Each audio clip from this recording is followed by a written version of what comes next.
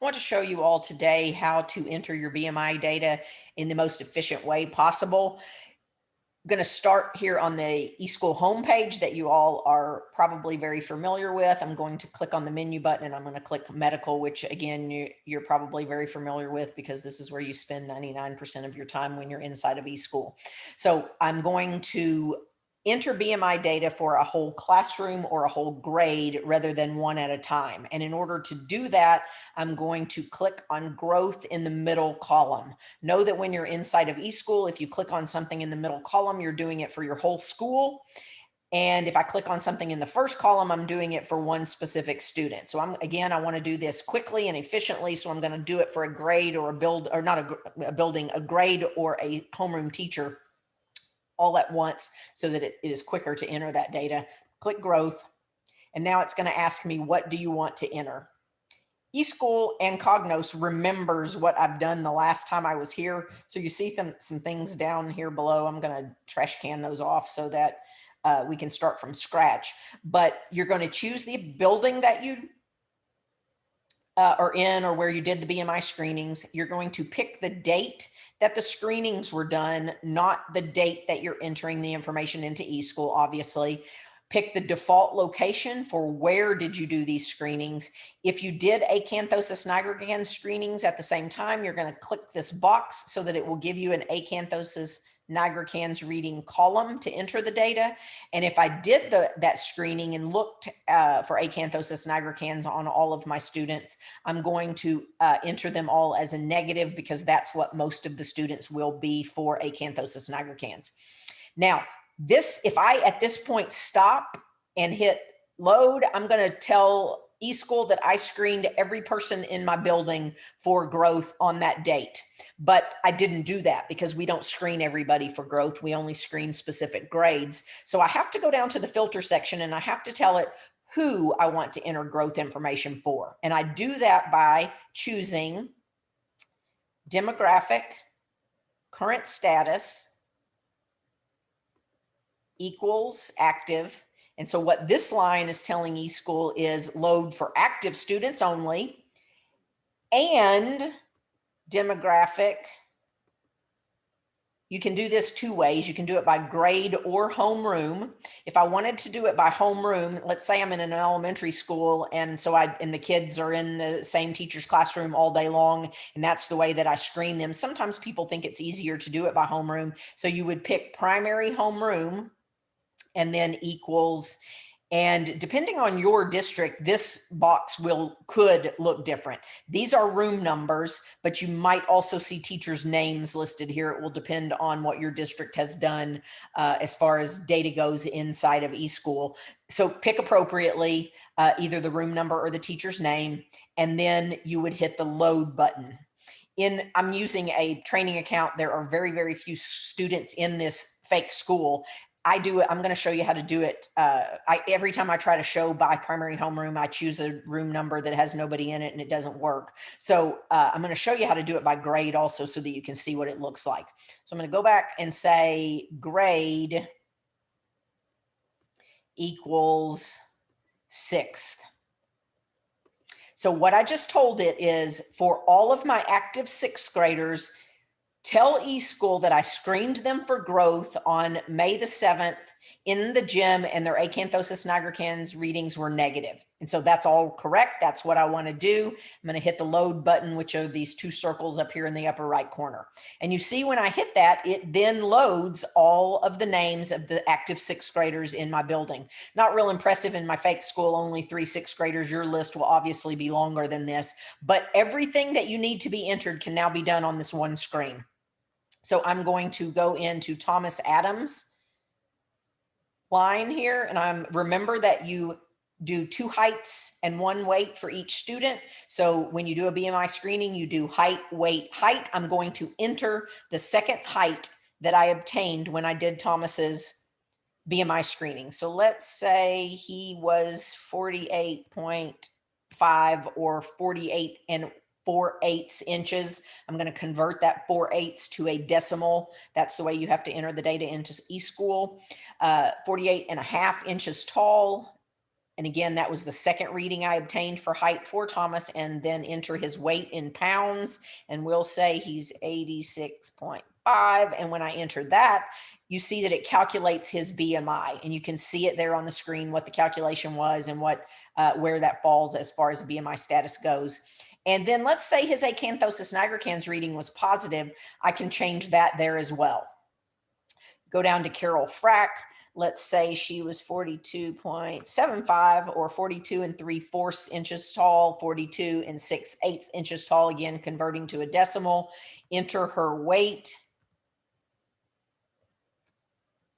And when I enter that second number, you'll see that, again, it's calculated. I'm not very good at guessing heights and weights for kids that are good.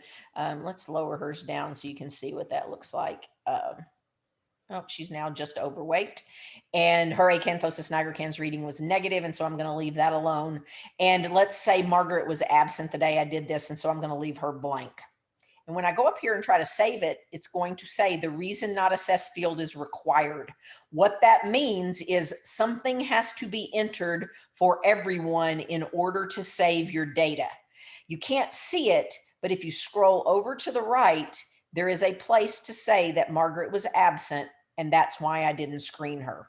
So what I'm really saying here is data has to be entered for everybody. It's not going to save until there is data entered for everybody. Pay attention, make sure you don't get that error message, because all of these numbers that you entered are not going to be saved if you don't have something entered for every single student. So again, I'm going to hit the save button, and this time it will save everybody. And you can see there that it says changes saved. And I'm finished with entering all of my 6th grade students. Now, I am going to go ahead and show you how to enter data for one student in case for some reason you want to do that. Maybe somebody was absent and you catch them because they're in your office. You go to the menu button again. Again, first column is for one specific student. So I'm going to go to exams, and then, well, first I have to pick the student that I want to enter data for. I don't know names of students in my fake school here. Let me see if I can find somebody. Okay, so let's say Sarah Jones came into my office. She didn't get screened the day I did it, but I went ahead and screened her while she was in my office. And now you see Sarah Jones exam page is pulled up. I would scroll down to growth, and I would click on the plus sign out here to the right. And I would say, pick the correct date. And then I would say, okay. And I can enter BMI data for Sarah. And again, note that you have to enter everything here because nothing was mass loaded for her. And so put in her height and weight, and it will calculate again her BMI. And if you did the acanthosis nigricans reading, pick appropriately there as well, and hit the save button for Sarah. And I'm done with showing you how to enter the BMI data for one specific student. Now, for BMI and information, it has to be made available to parents. Some schools and school districts choose to mail letters home to everyone, and other districts choose to make them available if a parent requests the BMI report. So if you are sending them home to everybody, I'm going to show you how to print letters. And if you want to send it home for just one student, I'm going to show you how to do that as well. And in order to print letters, you go into Cognos. To get to Cognos, I hope you're all familiar with Cognos. You can type the word Cognos up here and click, or you can also go right below medical where it says My eSchool Plus, and you can click on Cognos from there as well. Now, when you click Cognos, you have to sign in again. It opens Cognos in a different tab, and you use the same credentials to sign in that you used for signing into eSchool. I've already signed in today, and it remembers that. And so if I click, I'm already signed in, and it's going to bring us to this tab right here. So I'm now on the home page for Cognos. Cognos is a reporting system. It pulls data from eSchool. You can't mess anything up in here. So don't be afraid to get into Cognos and look around. There's some good stuff in here. But to get to the BMI letters or the child health report, which is what is labeled inside of Cognos, I'm going to show you how to do that. First thing you're going to do is click on team content, which is the folder that has 2 people on it. And let me go back to the beginning. Remember, I just said Cognos remembers what you've done the last time you were here. So I got to get back to the beginning, and then click student management system. So team content, student management system, medical, and general student medical. This is the folder where the child health summary is located. So I'm going to click on general student medical, and then you see the report labeled ABSCAN student health screening report. And this is the page that will come up. Now I have to pick the school year that I want to print letters for. I'm going to pick 2020, which seems a little odd, but it, like I just said, it remembers what I've done already. I've already run this today for 2021. And so it would just show you all what I've already done. And so I want to start from scratch so that you can see everything. I don't want it to just pull up what I did earlier. So I'm going to say, I'm going to pick the correct school year. I'm going to pick the correct building. And if I want to print letters to send home for my entire building, that's all I have to do. And then click finish, and it's going to generate letters for everybody in the building. And I'll do that now. And it sometimes takes a couple of minutes because I'm doing it for the whole building. But in just a second, it's going to pull up a letter. And it only shows you, actually, it's converting these to PDFs automatically, which is something that I've done, and I'll show you how. If you go up here, if this does not show up as a PDF, I could hit print now, and you can see that letter after letter after letter would be printed for all of the students in my building. Let me show you what these letters look like. It has the date that I printed the letter, or that I generated the letter, and it's got the student's name, it's got the student's grade, it's got the correct building. It shows vision not screened, hearing not screened, scoliosis not screened, and growth not screened, because again, I picked this from a previous year. Let's find somebody. Okay, here's one. Let's gonna see if I can find one where we had some screening data entered. You know, that year that I just picked was COVID, so maybe there's nobody in here with data, but you can see what the letters look like. The appropriate boxes are checked, and the appropriate information is found on the letter. I would just hit print, all the letters print out, and then I can get these letters home to those students. Now I'm going to show you I'm going to show you the way to do just one letter, because that probably is, why is it not working? Reset. There we go.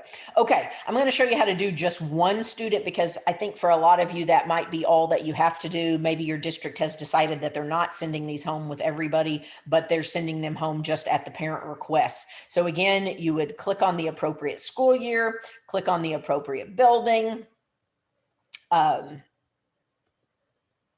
click on, then you have to tell it who.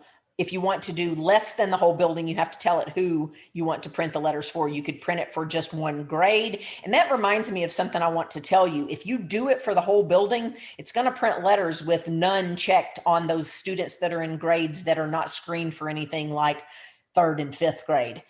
So you don't ever want to do it for the whole building, because you don't want a bunch of letters printed basically for no reason, because they had no screenings done that school year. So you could do a whole grade if you wanted to, or you could do just one specific student. So type in the name of the student that you want a letter for.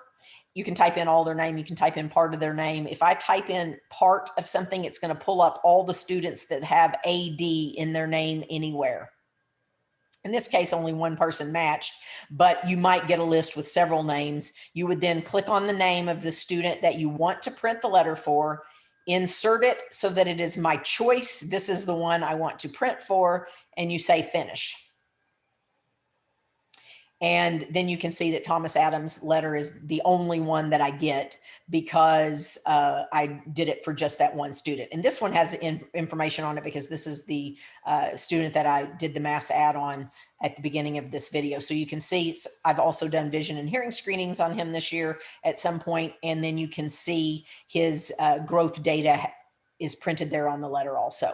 I would hit print, and then I could send that letter home to the parent if that parent had requested that letter.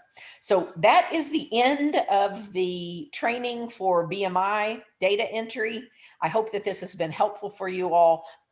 Each co-op in the state has somebody in that co-op that knows and helps with eSchool, and each of your districts also has somebody that can help you with eSchool and with Cognos as well. So if you're having trouble getting done what we've talked about today, you can give your CHN, you can always reach out to them and they can try to assist you, or you can reach out to that person at your co-op or your ABSCAN administrator at the district level, and they can help as well. Thank you all for today for watching. Good luck.